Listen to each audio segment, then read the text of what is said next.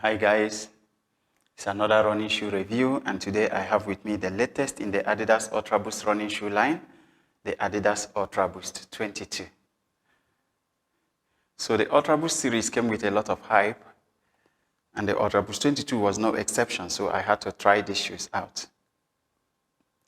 As usual, my aim is to let you know exactly how these shoes really look like, how they feel on the feet, and also how they perform, in order to help you decide whether these shoes are for you or not. Today, I did my first 20-kilometer run in these shoes, and I'm ready to tell you what I think about them. I always like to do a minimum of 10 kilometers in my running shoes before I review them. That way, I know exactly how these shoes feel and what they offer in terms of performance, so my review can be more useful. Running in these shoes today, I had quite some positives and of course a couple of negatives. So let's dive right in. If you get these shoes, what do you expect? Number one, expect great cushioning and response. The Ultraboost midsole offers very soft landing and a nice push-off at the forefoot, giving a very snappy ride. Number two, expect excellent overall comfort. The soft midsole, as well as the soft stretchy upper, offers very nice comfort to these shoes. There is no hard part of these shoes. The overall comfort on the foot is just amazing. I also like the fact that the midsole is removable.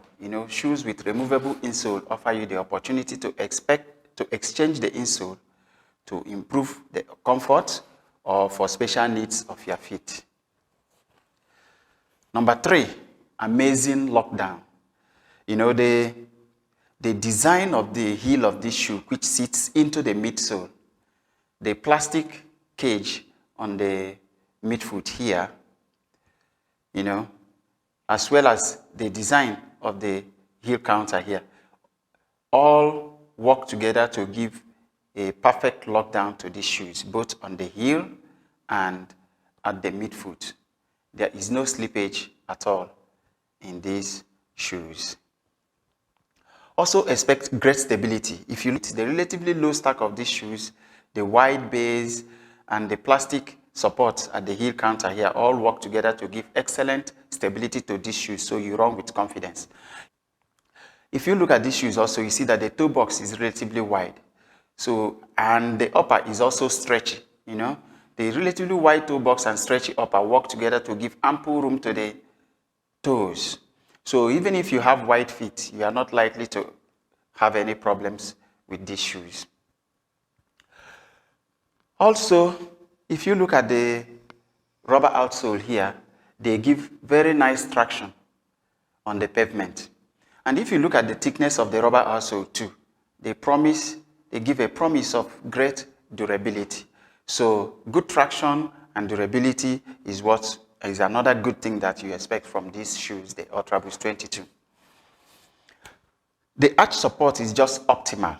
The arch support, in some shoes, the arch support is so pronounced that they begin to feel like a lump on the feet. But in these shoes, they just feel right, Not too much and definitely not absent. So I just like the way the arch support in these shoes feel.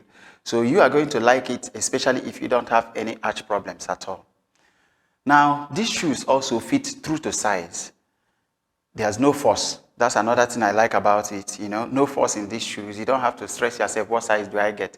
I wear size 11 across all my running shoes. I got size 11 in these, and they fit perfectly. Another good point for these shoes is also they are great for the gym. I use these shoes for the gym, and I really did feel great about them.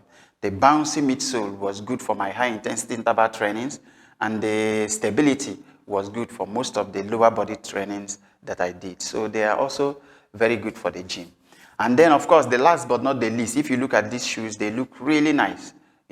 Whether you've done it with your running gear or with your gym outfit, or even as a casual wear in shorts, jeans, or any other casual outfit, the shoes look dope.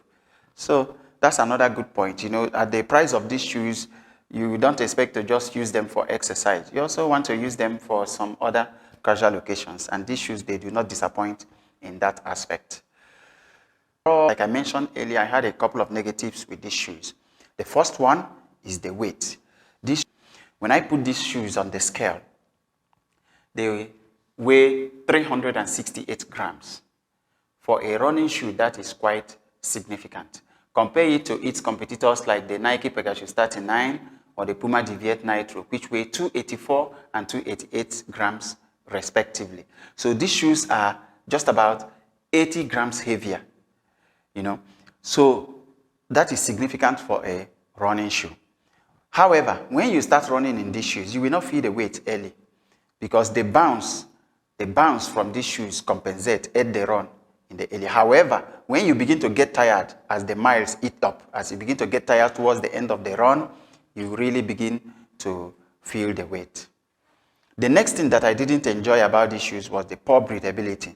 For this regular version which I bought, the breathability was quite poor. My feet did begin to feel warm as the run progresses, and at the time they were becoming uncomfortable.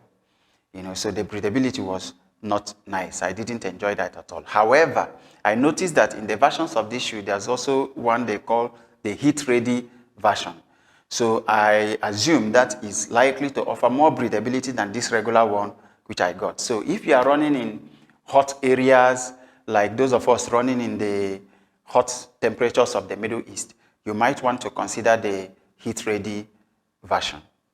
However, overall, how do I rate these shoes? Is it a buy or bust? Let's see. These shoes retail between 160 to 260 US dollars. Now, here in Saudi Arabia, that is between 600 to 999 Saudi Riyal. You know, so these shoes are definitely not cheap. However, from the value that I get from these shoes, I still think that they are worth the money. For me, I think they give good value for money and they are a worthy investment for runners.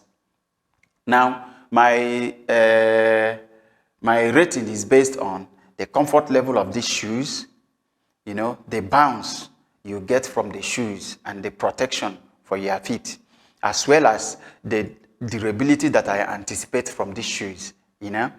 So these three make me think that these shoes are worth the money spent on them. So for me, it is a big buy. So I will recommend these shoes for number one, daily training.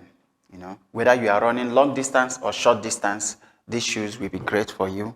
This is especially good for amateur runners like us, those for whom speed is not the ultimate, you know, those running for fitness. You are going to really enjoy this shoe because you are going to run in comfort for longer. And also the promise of great durability is why this is a shoe that you can use every day to run, and you expect to get tons of miles up in these shoes before they really begin to wear out. I also recommend this shoe for gym training. Whether you are using it for regular gym workouts, high intensity interval training, or lower body exercises, these shoes are going to be great. The bounce will be good for high intensity interval training, and the stability will be great for lower body exercises. So I will recommend this shoe for gymming. Also for as casual wear, you know, whether you've done it with jeans or any other casual outfit for your regular casual outings, these shoes are also going to look great. So that's it, guys. I hope I've been able to answer most of the questions you will have about the Adidas Ultraboost 22. Please, I urge you to write something in the comment box. Tell us what you think about the review. If you have used these shoes before, tell us what you think about them. And tell us what you like about the review. And more importantly, tell us the areas you think that we did not do so well, so that we can improve in our future videos. And please, please, please, we urge you to please subscribe to the channel to encourage us. And we promise you more good things coming your way. Thanks for watching, guys. Until the next video, it's goodbye.